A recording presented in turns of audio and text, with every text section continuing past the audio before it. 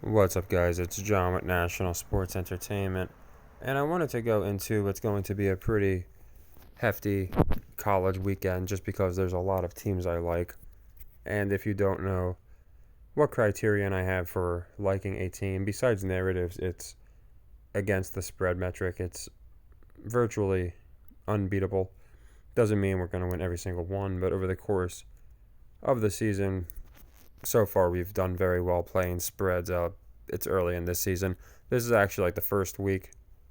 I guess it's the second last week we kind of did it, where we're playing college teams solely off the spread. And I'm going to go into that. I wanted to go into this real quick. And again, this isn't any type of excuse. It's just this. I made this a leg 2. I almost made it a leg 1 for the simple fact that I thought the Commanders would definitely win. I'll be honest on that part. But when you have two crappy teams, a lot of anything can happen. And the cover was obviously a 50-50 type-ish play. But either way, we didn't get it, and that's fine. I have a leg 3 set up that I think we're going to hit. But yeah, speaking of 3, pretty darn interesting. A lot of the same numbers once again here. We have, and again, I just noticed this when I was perusing ESPN for about 30 seconds. More going off for the Freemason number 233, right? 230 yards, 3 touchdowns. The record goes to 2-3, and the Bears snap a 14-game losing streak going to 1-4. Like, for all of that to be in a 10-word article or a 10-word title, I guess, is just absolutely insane. And that's why I do believe in gematria. I believe it's very, very double coded. Oh, okay, and I just saw his number is 2 as well. So a lot of 2s, a lot of 3s. And then, of course, we get the beautiful 1-4, just pi variations, and the Mason number in the same exact shot here. So interesting. But again, it's just a game where it looks like they wanted the Bears to break out. I thought they would have done it a lot sooner. So once they were 0-4, I figured they were just going to be this year's team with 1 or 2 wins. But of course, that could still happen. Maybe it's setting up where now when they play the Vikings, it doesn't look like a complete shellacking to come. So people will maybe be more on the Bears. Good call by Marco. He went into why he liked the Bears to win the game. So I thought the plus 200 was a little too juicy. I thought too many people were gonna be on that, just because it's 2-1 with two crappy teams. But obviously that didn't happen. So anyway, more importantly, I want to go into the college schedule, and I'm trying to get it so when like the transition is better, because when sometimes I'll just cut out obviously the audio, but then other times it's because obviously I change screens or something. So hopefully we'll be good.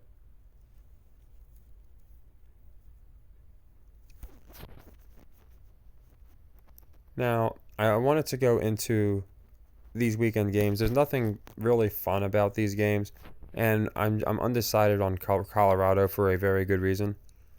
But you can see we have a slew of games, and instead of going into each and every one and giving you the same reason, because we're picking them for the same reason, I'm just going to roll through my post. Like I said, I put everything in my notepad, but since whenever I go in there, it just seems to cut out. It happens with Discord a little bit too, but it's not as bad. I've been posting them in Discord. Also, I think, again, they kind of stick out a little better there. It's easier to see because of the white on brown contrast. So we're going to head over there. Hopefully I don't cut out. All right. And here I like all of these picks. Now, for a little context, just in case you haven't seen it, this is my rig log. I posted. It's not completely updated. There's a few plays. We split a baseball series, and we had the Commanders loss, obviously. And there might have been another game that we got. I can't quite remember, but this was basically updated. I update it at least once a week, and it's essentially it is. It's our every pick we've ever made on the playlist. They are all backed up on the playlist. And I went into this before. Even with a losing record, we are in the profit because of the way we play the system. Now this week is going to be a big week because I think we're going to do very well, but I've chosen to play a good bit of leg twos and such. So here's where we left off. Right here. So what I did is I posted our plays. And here they are. So the ones that, like you see, sequence 55, that's because we lost the Cardinals game. And I am playing a leg two. Oklahoma beats Texas. And then on same with sequence 61, 62, 63. And then the rest are leg ones. Now I'm going to go into these games and why I like them. And again, 99% of them are metrics. Oklahoma, I have them beating Texas because Texas has yet to be covered. And again, nobody is going undefeated against the spread. Now you might ask why I didn't take the cover. I thought about it. But between the narrative as well, and it's a 5-point game, Texas is undefeated, I think more people will be on Texas. As a leg two, since we're going to be doing 2 units on it, it's a nice payout. Instead of netting 1 unit like we would normally on any sequence, as I've gone into, depending on your unit size, of course, it's going to change, but the ratio is going to be the same. It'll be roughly a 2-unit net, and that's the reason I do sometimes plus good plus value on leg two. So Oklahoma covers would be the play for my metric because I think they're going to cover because Texas has not been covered all year. But I went ahead and played the money line just because I feel like, okay, if they're going to cover, I think there's a good chance they win. So I went with them. LSU Missouri is my only leg three, and it's because both of these teams have basically gone over every game. LSU's 5-0 to the over, Missouri's 4-1 to the over. Again, not only are we're not going to have a bunch of teams with 80% records on the over, but secondarily, when you have a 9-1 collective over cover with these teams, I would presume the public is more likely to take the over. Seeing, okay, these guys go over all the time, thinking it's real, take the over. So this one I like the most because both teams are almost undefeated on the over. One's 80%. So I like the under here, and it's my only leg three. Now we are double playing Vandy as leg twos. One for each of our baseball losses, essentially. We played 2 baseball games, missed them. We got the Phillies under, but we missed these. So I'm playing Vandy to cover Florida. Again, Vandy is 0-6, I believe, on on covers. They've just been terrible. So I think they're definitely going to get a cover in the next week or two. So we'll probably just play them leg threes if they don't hit this week. And they're the same on the under. They're 6-0 on the over. They've gone over every single game. And I do think that's going to stop pretty soon. So I like Vandy on the under, and I like Vandy to cover. Next, we got Ohio-Kent State. This one's a leg one, nothing crazy. But again, these teams, Ohio in this case, has not gone over all year. So I went with them. Again, they're not all going to hit, but more often than not, we're going to do better than split these. I've just from the past, we've done it many, many times. Now, next, sequence 66 is one that I'm a little hesitant on, which is why I made it a leg one, because I feel like, okay, so USC has gone over almost every game, and Arizona has not gone over once.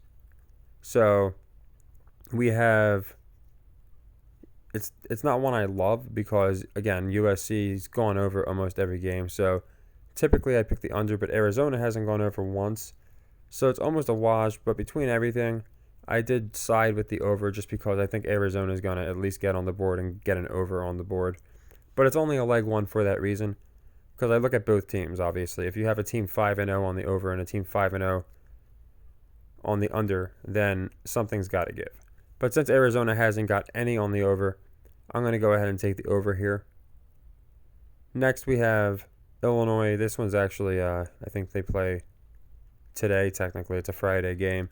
And I have them covering Nebraska. It's a 3.5 line. And again, haven't covered a spread all year. So I think people will be more likely to take Nebraska. And I think Illinois is going to get that cover. Again, there's a reason I don't go into these in great detail. It's funny because for the most part, up until now at least, with betting spreads on teams I know nothing about, we destroy it. So it's usually way more profitable, although not as fun because I know people like narratives like Dion, which we'll be going into by the way. And there's a few more. We have Georgia covers Kentucky, simply again because Georgia. Now this one could be like a trap, so it's another leg one because Georgia obviously won the whole thing 2 years in a row, and this year they haven't covered a spread. So obviously people are going to be pounding them to cover spreads. But again, I think they're going to get one eventually. And against Kentucky, where they're not playing Appalachian State here, 14.5 is a little heavy, I think. So if they're going to get a cover, this week makes sense to me. And then we got two more. We got Wisconsin covers Rutgers 13.5. I always line these up with the official ESPN spreads too. I went into this. The ESPN spread is the one they use for all of the metrics, for the team rankings metric to go into how teams do against the spread. If you go to Action, if you go to any of these sites, they're going to have the ESPN spreads when you look at a team's against the spread record. So yeah, Wisconsin, I think they're going to cover because Rutgers has covered every single game. And, well, actually they tied one, so they're 4-0-1. And speaking of the 1-4, like I mentioned earlier and just now, sequence 70, I almost wanted to play this as a leg 2 because it's UCLA and Washington State. The reason I chose UCLA to cover is it's a 3-point spread. There's a bunch of 3-1-4s in here. It's just too many 3-1-4s for me to pass up on. Let me go to ESPN. Hopefully I don't cut out. So you can see, of course.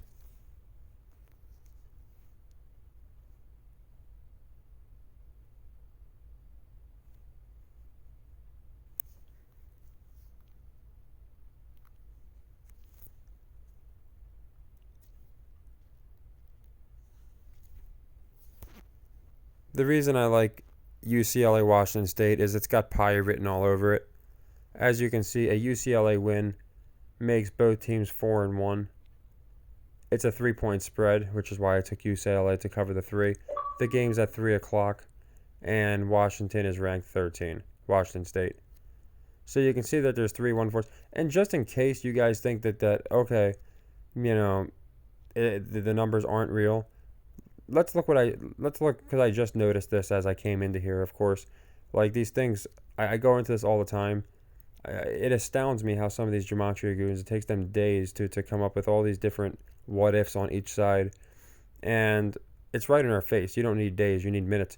So October 5th, 2023, and the time happens to be 1:43 when they wrote this article. Pi coming up this often. Again, we just saw it at the beginning of the video. These are things I'm noticing live. Like there's no possible way people can tell me, 413 is just a very common number. It's a very common sequence. It's an impossibility at this point. So yeah, I didn't even see the 143. That makes me like the game even more. I might be doing a video tomorrow to see if we're going to make this a leg 2 or leg 3. But yeah, I like UCLA to definitely win. Both teams would move to 4-3. Again, 3 o'clock game. Articles at 143 now. 13 ranked. And yeah, it's a 3-point spread. So I'm taking UCLA for the cover. Although they could definitely win no cover, I guess. I think the cover is the safe play. But I just find that to be very, very interesting. So yeah, I think UCLA is going to go ahead and cover that, making them both 4-1. Not to mention they do that a lot, just in general, having the same teams. One team will go to 5-1, the other will be 1-5, or they'll both go to the same record. They love palindromes and repetitive numbers. So yeah, here's our games. Like I said, UCLA might get moved up, especially because they're a later game. So say one of our leg 1s miss here, or even a leg 2. I'll post an update and probably move UCLA up to a leg 2, leg 3, because I'm liking them a lot because of the pie theory. I just think and I didn't even notice the damn time until I clicked on the article the second time for us to go into it. So to me, it's just absolutely insane. But yeah, here's our plays. Again, just in case anybody missed them, we have a couple leg 2, leg 3s, so some important games. The Texas one would be very big if Oklahoma wins because I purposely went with the money line to extract value. Also, we have one more crack at it if it misses, so it's nothing I'm too worried about not getting. Obviously, I want to get them, but of course, anything can happen. And I just think 2-1 odds with a leg two is good value. But yeah, I like all these plays, of course, or I wouldn't have picked them. Some I like more than others. Like I said, UCLA might be moving up, especially, like I said, should Ohio, Kent State not cover early in the day or not go over, we can plump UCLA right in their leg two. Now, as always, I'll give an update beforehand and let everybody know if it's going to be a leg two or if it's going to remain a leg one. But for now, these are all of our plays. So we have more than a handful of plays, almost 10. I think we got 9. Yeah, no, we got 10. We got 10 plays. So nice day, double-digit plays. I think we're going to do better than a split. Again, these are all metrics. I'm not saying we're going to run the table this week. We basically just ran through last season with college football and basketball, and I will be using my spread metric for the NFL. Now, I haven't chose Dion yet for a reason. Obviously, now the Commanders losing didn't really play into that too much. Obviously, I thought they were going to all win with him, but that's assuming he wins. I looked at that spread, and what a fishy spread that is, and I can't imagine people that, again, Arizona State just played USC and lost by like 14 or so, while Colorado was getting cooked more. It was still only a 7-point loss, and outside of Oregon, Colorado has really hung in there and beaten some good teams, hung with teams that, like Nebraska, that they were technically, I think they were an underdog. They might have been a slight favorite, but beating TCU. And Arizona State hasn't done too much. So the public might be on Colorado, which has me nervous. So I'm starting to wonder what they might do with that game. There's numbers going both ways on that game. I'll go into it. Another reason I don't just use gematria. I use proven numbers here. But when I see pie in my face, not literally, hopefully, but when I see pie in my face over and over and over again, it just seems way too coincidental, especially when I'm showing one number and I just happen to find another one that is a perfect pie number. So yeah, 10 plays. Like I said, we seem to miss like a lot of the prime times, it seems like. We've been getting a lot of, I wouldn't say as advertised primetime games, because I don't think the Bears destroying the Commanders is as advertised. I do think Fields is a better quarterback than Howell, though, so it could explain. Somebody went over the possibility of what if they are basically having half the games ridiculously scripted, like the Chiefs game, and then the other half where they're as advertised. It makes it harder for people to call it rigged, and I agree with that assessment. I think they do that anyway, especially on games where people might not be hammering them as much. I think they're going to definitely have games where they just kind of play it out, especially if it's with two teams that don't matter too much. So, yeah, here's all the games I like. Like I said, you can watch my playlist last year if you're unfamiliar with my spread idea. It's pretty simple. If you suck against the spread, I'm taking you. If you're really good against the spread, I'm fading you. And it's worked really well. And yeah, I just find this one to be absolutely absurd. We'll see what happens, but I just like the prospect of the 4-1. And then when I see all the other 1-3s mixed in here, I find it even more appealing. 3-point spread, 3 o'clock time, 143, 13, 41. It's just everywhere. Every number in here is a 143, except October 5th, because they can't just say it's April 13th, I guess. I guess if they could, I'm sure they would. So an interesting game. And, of course, I'm surprised they don't have it at 666 here down for UCLA. But it's just one that jumped out to me. So, again, I know this one, people might not be the most enthralled about just random college spreads. I know a lot of people want to see, I have Texas, Oklahoma, so I know a lot of people want to see that one. But I know people want to see the top teams and all that, Bama and whoever else. I'll be going into Colorado, like I said, and I'll be going into other primetime games, probably like a game or two. But for the most part, I'm just playing what's going to, in my opinion, give us the best chance of profiting. So we're doing really well. Obviously, tonight we missed, but I think we're going to get that back to really well tomorrow. Friday is when Illinois plays, just so you know. So for that play, I would obviously get that in. They play today, technically. And that's about it. I'll say while I'm at it, Coco Gauff plays in like an hour or so. While Zachary is somebody that could be pitched as a potential upset, I think we're getting Coco Sabalenka again. Serena beat a Russian in the first ever China Open, and they're really pushing Coco as the new Serena now.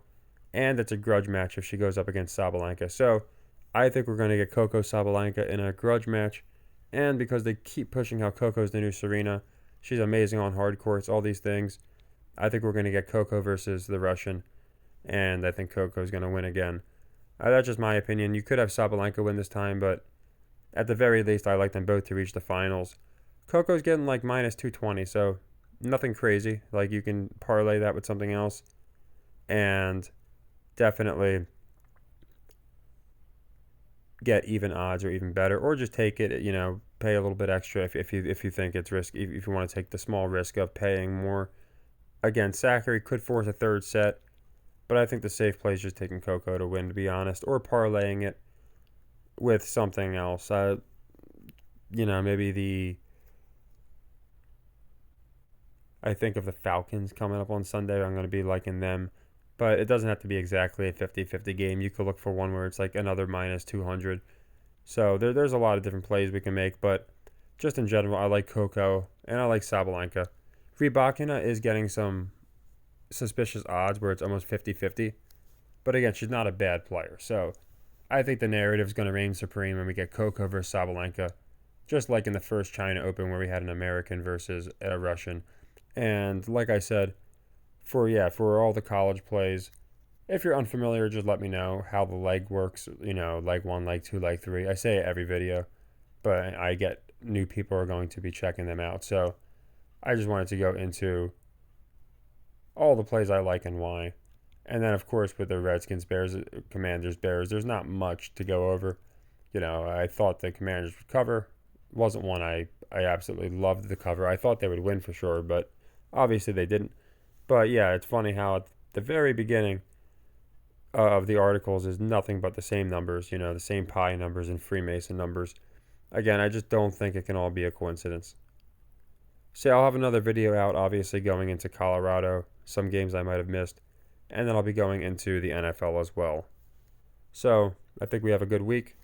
Take care, everybody, and happy earnings.